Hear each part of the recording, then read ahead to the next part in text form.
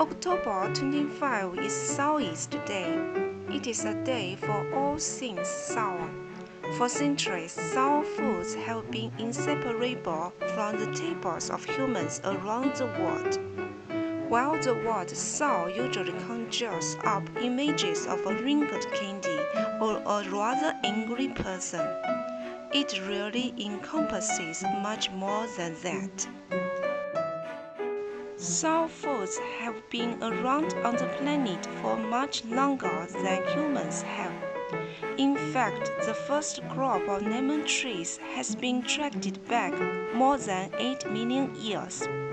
Since then, dozens of cultures have been experimented with their own sour foods, most of which have proved to be good for your gut because they have a similar fermentation process. This is a painting well done with all your pastels for this special day. Wish you a great Sourest day. Cheers!